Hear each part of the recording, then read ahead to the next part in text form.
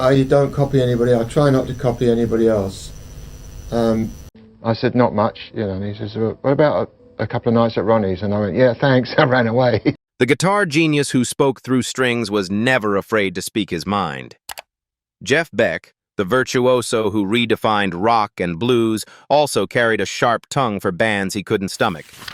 Behind the brilliance was a man who dismissed certain groups with brutal honesty and cutting humor. Here are the 6 bands Beck absolutely hated, and the stories behind his disdain will leave you stunned. Boston. For Beck, the disdain wasn't about the notes Boston played or even their melodies. It was about something far deeper, what he saw as a betrayal of music's essence. Beck prided himself on being a craftsman who bent 6 strings into otherworldly textures through sheer skill, touch, and imagination. Boston, on the other hand, embodied the rise of an era when technology, engineering, and production wizardry could transform modest musicianship into stadium-filling hits. To Beck, that wasn't progress. It was fraud. The irritation reportedly began in 1976, when Boston's self-titled debut album became a cultural earthquake. With its lush, multi-layered guitar harmonies and radio-friendly polish, the record dominated the charts and made Tom Scholz's project an instant multi-platinum sensation. While millions of fans were captivated by its clean sound and soaring anthems, Beck reportedly listened once and dismissed it outright. According to former Epic Records producer Bob Ezrin, Beck's reaction was scathing. This is what happens when engineers become more important than musicians. They've built a beautiful lie that falls apart under live conditions. For Beck, this wasn't just snobbery. It was a declaration of principle. He believed that music was sacred, an art meant to be created in the moment, not stitched together in the laboratory of a recording studio. What bothered him wasn't Boston's success, but their methods. While he was pushing his guitar to its limits with raw technique and emotional expression, Boston was, in his eyes, leaning on technological crutches and studio magic that compensated for what he considered limited ability. In interviews during the late 70s, Beck sharpened this point with brutal clarity. Speaking to Guitar Player in 1977, he argued, "Real guitar work should be reproducible on stage without a team of technicians. Otherwise, it's not musicianship, it's engineering." Beck's words were both a challenge and a rejection, aimed not just at Boston but at an entire generation of rock bands increasingly dependent on overdubs, effects, and production layers to mask their weaknesses. The philosophical rift widened as critics and fans alike began comparing Beck's artistry with Boston's pristine sound. Industry insiders loved to pit innovators against each other, and by 1978, both names often appeared in the same breath as guitar visionaries. For Beck, that was unbearable. At an industry conference that year, witnesses claimed he refused to participate in a panel discussion that included Tom Scholz. Beck reportedly told organizers, "I don't debate music with people who confuse engineering with artistry." Ironically, Scholz himself never seemed to grasp the hostility. In interviews, he often praised Beck's extraordinary technical ability, citing him as an influence. Scholz was an MIT-trained engineer who viewed technology as a tool to expand musical horizons, not a replacement for skill. But Beck didn't see it that way. To him, Boston symbolized everything that was wrong with the direction rock was taking: an obsession with commercial perfection, studio gimmicks, and radio polish at the expense of authenticity. By the late 70s, the feud had become less about Boston specifically and more about what Beck saw them representing. To him, they were the poster child of a creeping industry trend: bands whose albums were flawless, but whose live performances revealed the cracks. Beck saw himself as standing on the opposite side of the divide, a guardian of musicianship in its rawest form, where mistakes were human and brilliance was unfiltered. Boston's music went on to sell millions, and Scholz became a cult hero for his meticulous production style. But for Beck, those triumphs meant nothing. In his mind, their success was proof of rock's decline into artifice. Where he saw music as something elemental, an emotional transmission from player to audience, Boston had, in his view, reduced it to a laboratory product designed for mass consumption, Pink Floyd. Through the mid-1970s, as Pink Floyd reached their artistic zenith with albums like The Dark Side of the Moon and Wish You Were Here, Beck's frustration reportedly deepened. These records didn't celebrate the guitar as the central force of rock. They dissolved it into swirling soundscapes, textures, and atmospheres. According to former Harvest Records executive Malcolm Jones, Beck studied their approach with irritation, remarking, "David's got serious chops, but he's hiding them behind all this atmospheric nonsense. Guitar should lead, not provide background texture for philosophical concepts." What annoyed Beck wasn't Pink Floyd's innovation. He respected innovation when it served musicianship, but their priorities. While Beck spent the 70s pushing his guitar into uncharted territory through fearless solo showcases and instrumental experiments, Pink Floyd built their legacy around the collective experience. Long instrumental passages, sound effects, and themes of alienation and despair. To Beck, this was artistry that smothered individuality. He reportedly dismissed their style as guitar as wallpaper and individual talent sacrificed for group meditation sessions. In 1975, speaking to Guitar World, Beck defended his philosophy with cutting simplicity. Great guitarists should be heard, not dissolved into conceptual soup. For him, the guitar wasn't just another instrument in the mix. It was the instrument, the beating heart of rock music. Its voice, raw and unmistakable, demanded the spotlight. Watching Pink Floyd relegate it to texture infuriated him. The philosophical divide became unbridgeable when critics began praising Gilmour's restraint over Beck's virtuosity. To some, Gilmour's minimalistic, emotionally charged phrasing was more powerful than technical fireworks. That cultural shift, where subtle atmosphere was elevated above raw instrumental command, felt like a betrayal to Beck. It suggested that discipline and mood could replace the visceral thrill of mastery, and Beck wasn't having it. Ironically, David Gilmour himself never seemed to recognize Beck's hostility. In interviews, he frequently praised Beck's guitar innovations and cited him as a major influence. Gilmour admired Beck's daring techniques, his adventurous tone, and his fearless reinvention of the instrument. But Beck could not return the compliment. For him, Gilmour symbolized wasted potential, a guitarist with the ability to dominate, choosing instead to dissolve into what Beck saw as conceptual pretension. By the late 70s, Pink Floyd had become a global phenomenon, their concerts multimedia spectacles of sound and vision. Beck, meanwhile, continued to fight his lonely battle for the guitar's soul, arguing, experimenting, and performing as though the instrument still deserved to sit alone at the top of the rock hierarchy. To him, Pink Floyd's triumph wasn't just another artistic direction. It was proof that the world no longer demanded the guitar to lead. Yes.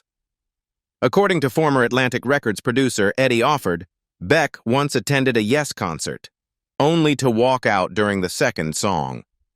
Later, he explained his reaction bluntly. "They're playing music like they're solving mathematical equations. Where's the soul?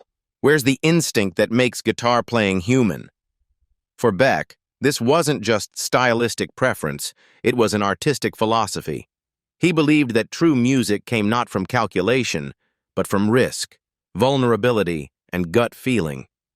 Beck's own innovations, his whammy bar techniques, feedback manipulation, and unconventional phrasing, had not been born from textbooks but from chasing sounds that felt raw and alive. Watching Yes perform, he reportedly felt they were demonstrating mastery without emotion, creating what he derisively called scholarly showmanship, and compositions that sound like conservatory exercises instead of rock and roll expression. By 1973, Beck made his stance public in an interview with Melody Maker. He defended his approach with characteristic bluntness. Music should come from the gut, not from textbooks. For him, a perfect scale meant nothing if it didn't move the listener. Virtuosity, in Beck's view, was only valuable when it communicated feeling, and in progressive rock's obsession with theory, he feared feeling was being lost. The divide widened as fans and critics began elevating progressive rock as the intellectual high ground of the genre. Complexity became a badge of honor. Long compositions and technical flourishes were praised as signs of advancement. To Beck, this shift was disastrous. Rock, as he saw it, had been born from primal instinct, blues grit, rebellious fire, and the raw emotion of unpolished performance. When that foundation was replaced with endless theory-driven passages and academic structures, the very heartbeat of rock was in danger. It wasn't that Beck dismissed technique. He was one of the most technically daring guitarists of his generation. But for him, technique was a means to an emotional end. Watching Yes, he felt the equation reversed. The performance was about demonstrating skill itself, about proving intellectual dominance rather than connecting with the human spirit. Ironically, Steve Howe seemed to feel no animosity in return. In later interviews, he spoke of Beck with admiration, calling him inspirational and praising his ability to push the guitar into uncharted territory. To Howe, Beck was an innovator. But to Beck, Howe represented a dangerous precedent, where even gifted guitarists could become trapped in what he saw as sterile intellectualism. Journey. Unlike many of his feuds, this feud with Journey wasn't fueled by personal animosity toward a fellow guitarist. Beck respected Neil Sean's talent. What unsettled him was the way Journey, and by extension, much of arena rock in the early 80s, was rearranging the very hierarchy of instruments within the band. For Beck, rock had always been built on the guitar's voice, raw, expressive, untamed. But by the dawn of the new decade, synthesizers and keyboards were beginning to take center stage, and that shift gnawed at him. The concern reportedly peaked in 1981, with the release of Escape. The album was a cultural juggernaut, powered by Jonathan Cain's sweeping keyboard arrangements that gave Journey their most iconic sound. While fans were swept away by hits like Don't Stop Believin', Beck listened with alarm. According to former Columbia Records engineer Roy Haley, Beck dissected the album obsessively, pointing out how guitars had been pushed further into the background. They're pushing guitar into the background to make room for machines. Neil's a capable player, but he's letting computers steal his spotlight. What rattled Beck wasn't Journey's success. He had no problem with bands reaching mass audiences, but the precedent it set. While Beck was constantly developing new ways to stretch the guitar's possibilities, from unusual picking techniques to electronic modulation used as a tool rather than a crutch, Journey was perfecting a sound where guitar seemed ornamental. He reportedly dismissed their approach as synthesizer dependency and electronic arrangements that treat guitar like a supporting actor instead of the star. In a 1982 interview with International Musician, Beck voiced his anxieties more broadly. Guitar built rock music, and now bands are replacing it with programmed sounds. To him, the problem wasn't technology itself. Beck was no stranger to experimenting with pedals, effects, and studio tools. The issue was when technology stopped serving musicianship and began replacing it. For Beck, guitars weren't just instruments, they were extensions of the player's identity. A machine could never replicate the flaws, the bends, the imperfections that made the sound human. The anxiety deepened as other bands followed Journey's lead. Rock radio became increasingly dominated by glossy, keyboard-heavy productions. By 1983, Beck's frustration boiled over in public. At a music equipment expo, he reportedly walked out of a synthesizer demonstration, later telling his guitar tech, "If musicians stop believing in their instruments, the instruments will stop believing in them." It was a statement as cryptic as it was passionate, an almost spiritual defense of the bond between musician and guitar. Meanwhile, Neil Sean seemed unaware of Beck's unease. In interviews, Sean often spoke of his admiration for Beck's innovative guitar techniques, praising his creativity and fearlessness. There was no animosity from the Journey side. But to Beck, Journey symbolized something larger and more troubling. A dangerous precedent where electronic convenience replaced the physical challenge, discipline, and emotional directness that made guitar music so powerful in the first place. Foreigner Beck's contempt for Foreigner didn't spring from jealousy or their chart dominance. Instead, it was rooted in a sense of betrayal. Both Beck and Mick Jones came from the same British rock tradition, one built on risk-taking, improvisation, and a hunger to push music into dangerous new territories. To Beck's ears, Jones had abandoned all of that. When Foreigner's debut album exploded in 1977, saturating American radio with polished hooks and radio-ready choruses, Beck reportedly felt sick. According to former Atlantic Records executive Jerry Greenberg, Beck studied the record with dismay before delivering his verdict. Mick's taken everything dangerous about rock music and made it safe for suburban consumption. It's musical betrayal disguised as international success. What infuriated Beck wasn't professionalism. He admired technical skill, but predictability. Foreigner's songs, with their big choruses and carefully constructed arrangements, sounded to Beck like they had been assembled on a conveyor belt. While he spent the 70s chasing unconventional tones, fusing jazz with rock, and constantly reinventing his style, Foreigner was selling out arenas with what he reportedly called assembly line rock music and corporate anthems designed by focus groups instead of inspiration. In a 1979 interview with Circus magazine, Beck put his philosophy bluntly. True musicians follow their instincts, not market research. For him, Foreigner's success wasn't proof of talent, but of compromise. They had mastered the formula for appealing to American middle-class audiences, catchy singles, polished production, and just enough edge to call it rock without ever truly threatening the status quo. To Beck, this was rock rebellion repackaged as safe, sellable entertainment. The tension deepened when both artists began touring American arenas around the same time. Beck's shows were unpredictable, filled with improvisation and experimentation that sometimes confused mainstream audiences but thrilled those who valued artistry. Foreigner's concerts, by contrast, delivered exactly what the audience expected. The hits, played note for note, with slick precision. For Beck, this contrast wasn't just stylistic, it was philosophical. By 1980, the divide became personal. At a backstage encounter during overlapping tours, witnesses claimed Beck avoided Mick Jones entirely. When asked why, he reportedly told his crew, "I won't validate someone who's turned rock rebellion into office work." The remark summed up Beck's disdain. In his view, Jones had traded artistry for spreadsheets, creativity for quarterly sales goals. Mick Jones, for his part, seemed perplexed by Beck's coldness. In later interviews, he praised Beck's talent but noted that he could be incredibly talented but difficult. Jones never publicly engaged with Beck's criticisms, perhaps because he didn't see the conflict the same way. For him, crafting songs that resonated with millions wasn't a betrayal. It was success. Led Zeppelin. To the outside world, Led Zeppelin was the untouchable titans of rock, stadium-filling gods whose influence shaped an entire generation.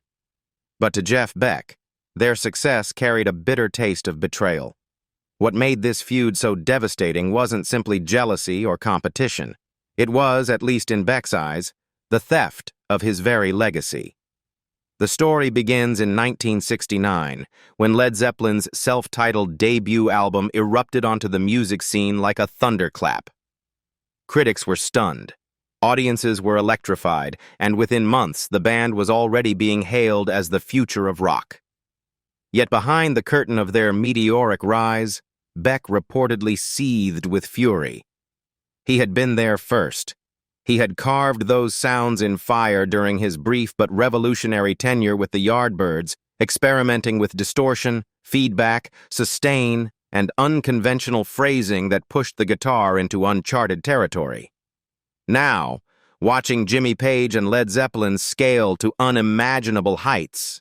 Beck saw his innovations being rebranded, remarketed, and sold to the masses with barely a whisper of acknowledgement. According to Zeppelin's former manager Peter Grant, Beck confided in him with simmering resentment. Jimmy took everything I developed and marketed it as his own innovation. He's built a career on my experimental work and gets credit for inventing what I created. That, for Beck, was the unhealable wound. It wasn't that Led Zeppelin were bad musicians, far from it. Their power, their presence, and their songwriting were undeniable.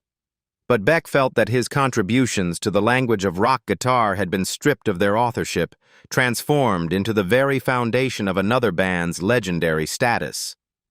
While Beck had spent years struggling to reconcile commercial success with artistic daring, Zeppelin seemed to strike gold by doing precisely what Beck had pioneered, only bigger, louder, and more accessible. In private, Beck reportedly referred to Zeppelin's triumphs as stolen innovations and my techniques repackaged for mass consumption without acknowledgement. To him, the injustice wasn't just professional. It was deeply personal. He was the scientist in the lab, breaking ground with ideas that defied convention. They were the showmen on the world stage, turning those ideas into an empire. Jimmy Page, for his part, remained carefully silent on the matter throughout his career. Page was diplomatic, never publicly addressing Beck's accusations. Perhaps he saw no need to stir controversy. Perhaps he believed his own artistry was distinct enough to stand on its own. But for Beck, the silence itself was infuriating. Without recognition, history was being written in a way that left him cast as merely talented, a brilliant guitarist, yes, but not the revolutionary pioneer he believed himself to be. That credit, in the eyes of millions, went to Led Zeppelin. What do you think about the bands that Jeff Beck hates? Leave us your comments in the section below. We hope you have found this helpful video. Don't forget to leave a like, share, and subscribe to the channel if you like it. Thank you for watching this and see you in the next videos. Goodbye.